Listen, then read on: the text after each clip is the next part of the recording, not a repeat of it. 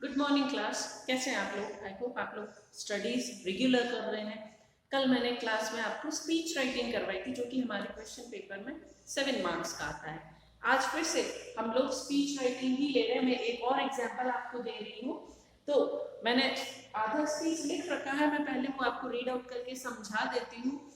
अब देखिए, speech writing question है, right and speech on in about 100 words on global warming. आज हमारा टॉपिक क्या है? Global warming. इस पे आपको स्पीच तैयार करनी है।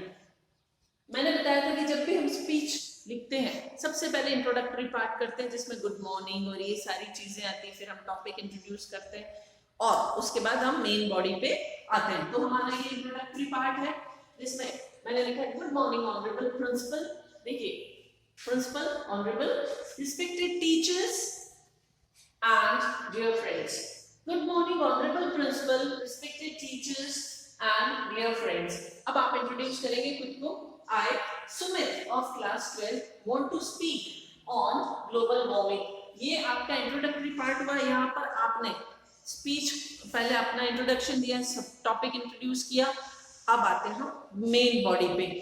तो global warming is defined as the increase in the average temperature of the earth due to the accumulation of greenhouse gases in the atmosphere. कि ग्लोबल वार्मिंग को हम कैसे डिफाइन कर सकते हैं कि हमारे जो पर्यावरण है, वातावरण, उसमें ग्रीन हाउस गैसेस को ज्यादा मात्रा में प्रोड्यूस हो जाती है, वो फैल जाती है, तो ग्लोबल वार्मिंग हो जाती है। ग्लोबल वार्मिंग मतलब वातावरण की गर्माहट में इंक्रीज हो जाना। The most harmful greenhouse gases in the atmosphere are water vapor. अब देखिए, हम आगे ये बता रहे हैं कि ग्लोबल वार्मिंग में सबसे इंपॉर्टेंट जो गैसेस हैं, जो हमारे पृथ्वी को नुकसान पहुंचा रही है, वो कौन कौन सी है?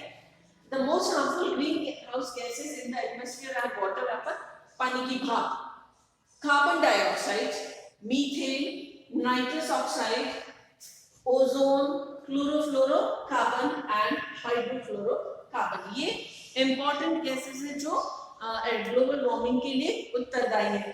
Global warming is the continuously increasing issue all over the world. पूरी दुनिया के लिए ये एक कंटिन्यूअसली इंक्रीजिंग इश्यू बन चुका है। all the countries worldwide are responsible for this. कोई एक देश इसके लिए रिस्पॉन्सिबल नहीं है, पूरी दुनिया के सारे देश इसके लिए रिस्पॉन्सिबल है। Our various activities heat up the earth, ultimately rising the temperature. हम इंसानों की बहुत सारी ऐसी एक्टिविटीज है जो लगातार पृथ्वी के पर्यावरण को बढ़ा, पृथ्वी के जो गर्माहट है, वातावरण की गर्मी जो है, ग्रीन हाउस गैसेस और अदर एक्टिविटीज की वजह से वो बढ़ रही है, और अल्टीमेटली क्या होता है? पृथ्वी का टेम्परेचर बढ़ रहा है। तो ये एक पार्ट हुआ। अब हम इसको नेक्स्ट में कंटिन्यू करते हैं।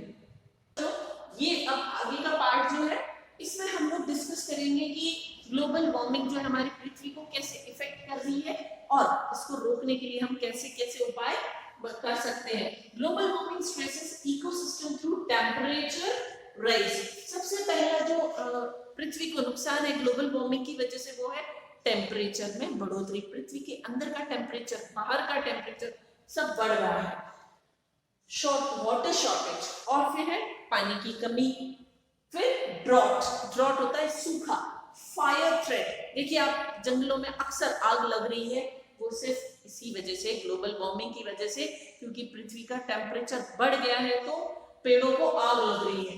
एंड मेनी मोर, और इस तरह के बहुत सारे इश्यूज हैं जिसकी वजह से, जिनका मेन कारण ग्लोबल वार्मिंग है।